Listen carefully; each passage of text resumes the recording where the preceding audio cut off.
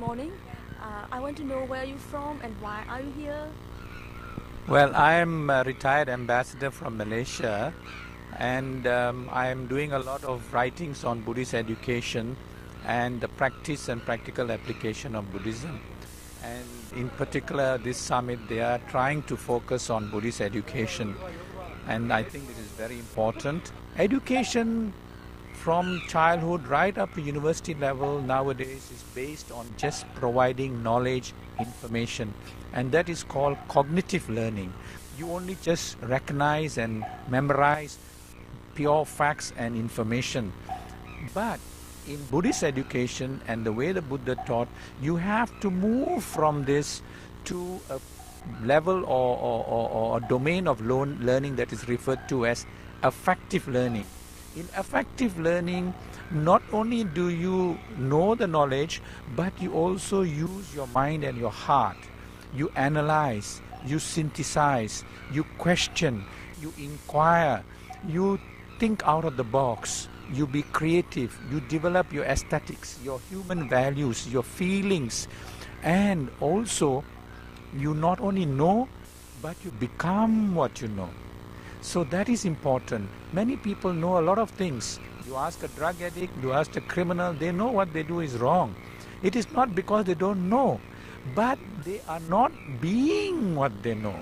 So in Buddhism and the method the Buddha used, or I refer to as Buddhist pedagogy, we must also be what we know and become what we know, advance from knowing to being.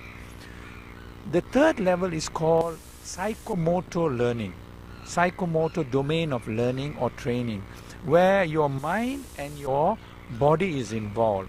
So you internalize this learning and you are what you learn.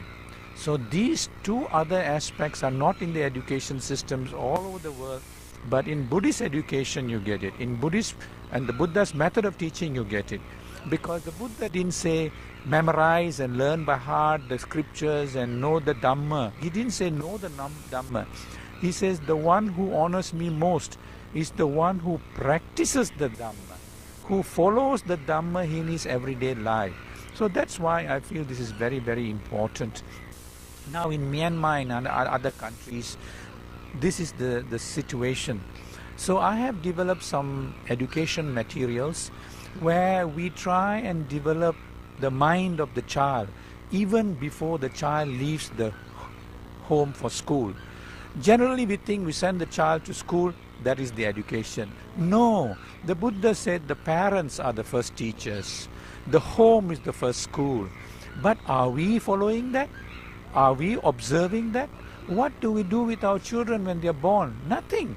They just grow up and learn all the wrong things in life. They hear the wrong things, they see the wrong things on TV, they go to the neighborhood, they see all the polluting, corrupting, influences taking place all the time. And this gets recorded in the mind. The mind is such that whatever a person experiences, hears, sees, it gets automatically recorded. So our job is to create a mind which is pure. Like the computer, if you put in wrong data, if you put corrupt data, what do you get? You get wrong information, wrong response. So if the mind is the super duper computer, even before the wrong information goes in, the negative information goes in, we put in the virtuous, the good moral values, human values, so that we become more human and humanize the child from day one. So when the child receives any negative influences, it will bounce off because the file does not accept it. What is happening is all the corrupt information is there. So when we teach the child in school or anywhere else anything good, it does not retain because it gets bounced off like the computer, because the files are all corrupted. Now this is not understood. Many of the people don't understand this, and in all of the education systems they don't recognize the importance of the mind. The Buddha said the mind is the master, the mind is the maker. If you want to change a person, you must change what is in the mind. Unless you change what is in the mind, there is no way the person is going to change. So unless we develop this mental culture from small, we are not going to succeed. In fact, the Buddha went even further.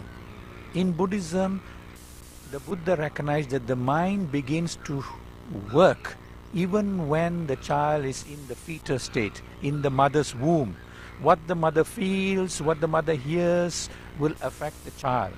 The child's mind is working. The child is able to record all of this even while the child is in the mother's womb unborn. So in Buddhism we have a concept or principle, practice called Gabba Parihara. Gabba Parihara is the protection and the development of the fetus, physically and mentally. Well, World Buddhist Summit is of course a most important gathering. This one is a historic gathering because you have people from all over the world to come here. That itself is very important. But I wish that we can, as I said, emphasize the practice and the practical application of Buddhism. The fact that they have come together here shows that we as Buddhists are not a minority group. It's not an isolated group, but it's a very big group. But more than that, we must demonstrate that we are true living examples of the Sangha. This summit will create this new kind of thinking where we have to network with each other. We are not individuals, we are not organizations, but we are one big family. The Buddha taught about the cell tree, about kinsmanship.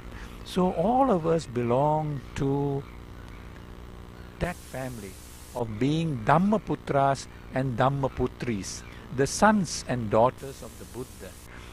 If we have this mindset of feeling, despite whatever tradition of Buddhism or whatever practice or whatever vihara, whatever country, whatever part of the world you come from, if we can bring this mindset that we are Dhammaputras and Dhammaputris, the sons and daughters of the Buddha, we will become a very strong family.